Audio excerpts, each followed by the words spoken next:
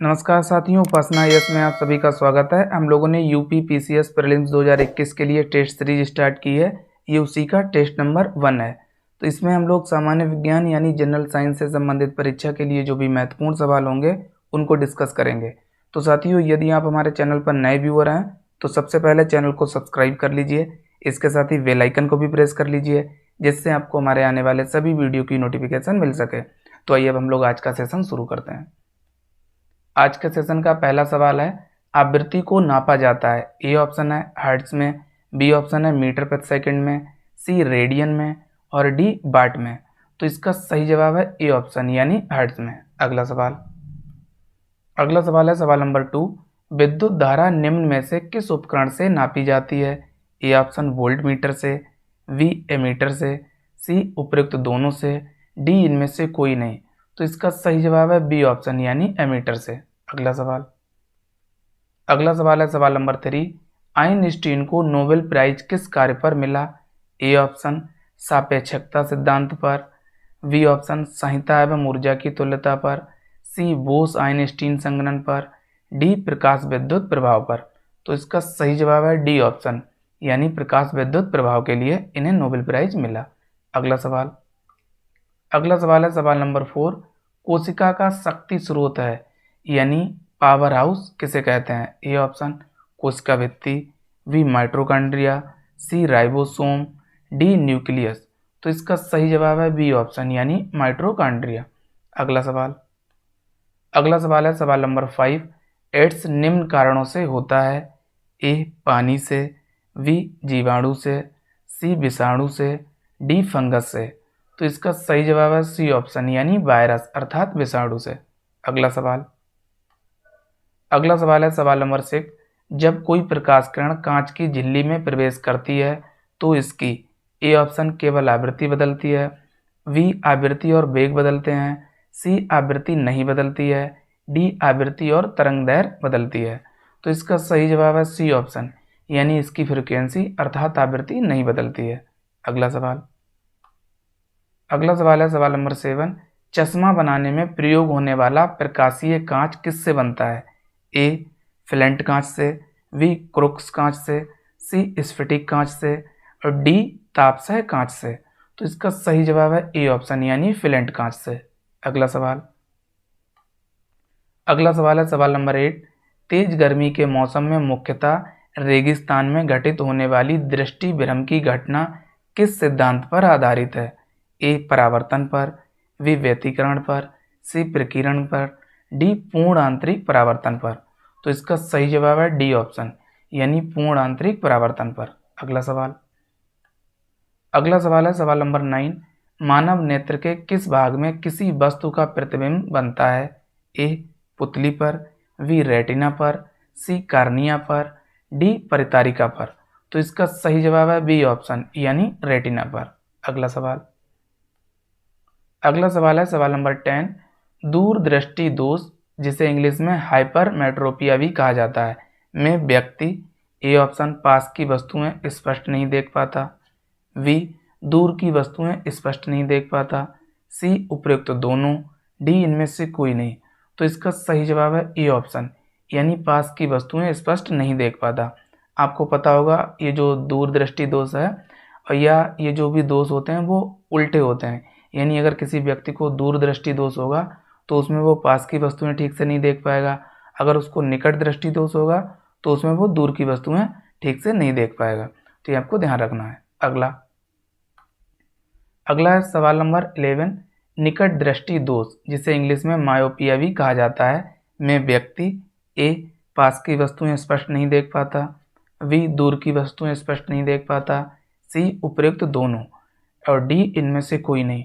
तो इसका सही जवाब है बी ऑप्शन यानी दूर की वस्तुएं स्पष्ट नहीं देख पाता।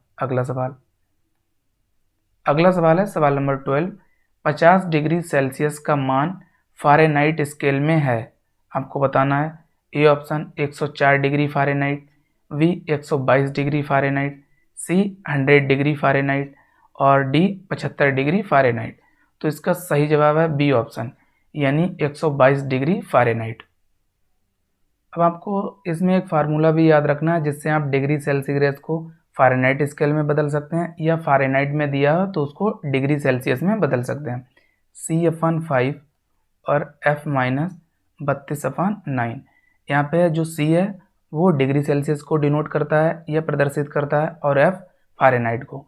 यहाँ पे आपको डिग्री सेल्सियस में दे रखा है 50, तो आप यहाँ पे 50 रख दीजिए, 50/5, और इधर F-32/9, तो 5 धाम 50, और इधर आप इसको सॉल्व कर लेंगे तो 90, और इधर F-32, अगर आप इसको इधर ले आएंगे तो 122 हो जाएगा। ये आपको ध्यान रखना है, इसलिए इसका जवाब बी होगा, 122 डिग्री फ़ारेनहाइट। ये फार्मूला आपको याद रखना है। अगला सवाल है सवाल नंबर 13। सूर्य का प्रकाश पृथ्वी पर पहुंचता है ए 5 मिनट में, बी 6 मिनट में, सी 8 मिनट में, डी 10 मिनट में। तो इसका सही जवाब है सी ऑप्शन, यानी 8 मिनट में। अगला सवाल है सवाल नंबर 14। विद्युत शक्ति की इकाई है A ampere, B volt, C coulomb, D watt. तो इसका सही जवाब है डी ऑप्शन, यानी वाट। ये आपको पता होगा, एम्पियर धारा की इकाई है, और वोल्ट वोल्ट की इकाई है, आपको पता होगा। कूलाम आवेश की इकाई है। अगला सवाल है सवाल नंबर 15।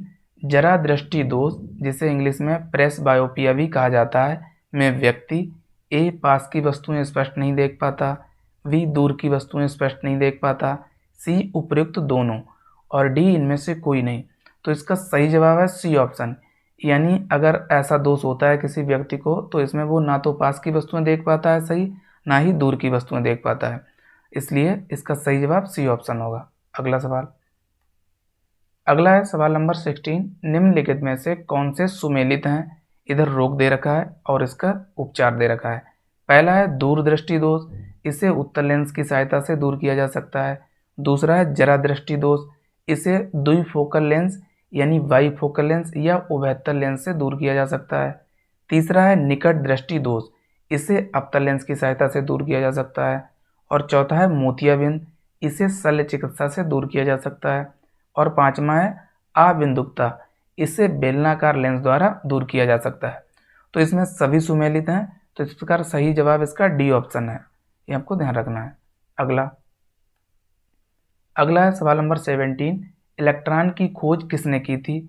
ए चैडविक ने, बी जे थॉमसन ने, सी रदरफोर्ड ने, डी इनमें से कोई नहीं। तो इसका सही जवाब है बी ऑप्शन, यानी जे थॉमसन ने। आपको पता होगा चैडविक ने न्यूट्रॉन की खोज की थी और रदरफोर्ड ने प्रोटॉन की, आपको ध्यान रखना है। अगला है सवाल नंबर 18। निम्नलिखित में से किसे शुष्क बर्फ कहा जाता है? ए ठोस CO2, बी द्रव CO2, सी द्रव नाइट्रोजन, डी द्रव अमोनिया। तो इसका सही जवाब है ए ऑप्शन, यानी ठोस CO2। अगला सवाल है सवाल नंबर 19। ग्लूकोज का सूत्र है A option C6H22O11, B C6H10O5, C C6H12O6 और डी C6H6O6।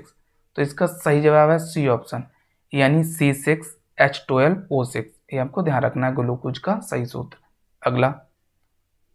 अगला है सवाल नंबर 20। प्राकृतिक रबर किसका बहुलक है? ए आइसोप्रोपिन का, बी स्टाइरीन का, सी विनाइल एसीटेट का, डी प्रोपीन का। तो इसका सही जवाब है ए ऑप्शन, यानी आइसोप्रीन का, आपको याद रखना है। अगला है सवाल नंबर 21। शरीर का तापमान नियंत्रित करता है ए मेडुला, बी थैलेमस, सी हाइपोथैलेमस और डी सेरेबेलम। तो इसका सही जवाब है सी ऑप्शन, यानी हाइपोथैलेमस। अगला है सवाल नंबर 22। कभी कभी समाचारों में रहने वाला Cas9 प्रोटीन क्या है? ए लक्ष्य साधित जीन संपादन में प्रयुक्त आणविक कैंची, बी कोविड-19 से संबंधित एक प्रोटीन, सी एक जीन जो पादपों को पीड़क प्रतिरोधी बनाता है, डी एक शाकनाशी पदार्थ। तो इसका सही जवाब है ए ऑप्शन, यानी लक्ष्य साधित जीन संपादन में प्रयुक्त आणविक कैंची। अगला सवाल है सवाल नंबर 23। वेल्डिंग में प्रयोग होने वाली गैसें हैं ए ऑक्सीजन तथा हाइड्रोजन, बी ऑक्सीजन तथा नाइट्रोजन, सी हाइड्रोजन तथा एसिटिलीन, डी ऑक्सीजन तथा एसिटिलीन। तो इसका सही जवाब है डी ऑप्शन, यानी ऑक्सीजन तथा एसिटिलीन। अगला सवाल है सवाल नंबर 24। रक्त का थक्का बनने में निम्नलिखित में से किस विटामिन की भूमिका होती है? ए विटामिन ए की, बी विटामिन डी की, सी विटामिन ई की, डी विटामिन के की। तो इसका सही जवाब है डी ऑप्शन यानी विटामिन के की। अगला सवाल है सवाल नंबर 25। हाइड्रोजन बम आधारित है ए नाभिकीय संलयन पर, बी नाभिकीय विखंडन पर, सी उपयुक्त दोनों, डी इनमें से कोई नहीं। तो इसका सही जवाब है ए ऑप्शन यानी नाभिकीय संलयन पर। आपको पता होगा परमाणु बम नाभिकीय विखंडन पर आधारित है। अब हम लोग आज के अभ्यास प्रश्न पर नजर डालते हैं। आज का अभ्यास प्रश्न है किसी तारे का रंग दर्शाता है। ए ऑप्शन उसकी पृथ्वी से दूरी, बी ऑप्शन उसका ताप, सी उपयुक्त दोनों, डी इनमें से कोई नहीं। तो इसका सही जवाब आप सभी को कमेंट सेक्शन में देना है। तो साथियों आज के सेशन में इतना ही। हम लोग नेक्स्ट सेशन में आपसे मुलाकात करेंगे। तब तक के लिए आप सभी लोग अपना ध्यान रखिए। साथ ही उपासना IAS के चैनल को लाइक, शेयर और सब्सक्राइब करना ना भूलिए। Thank you, best of luck.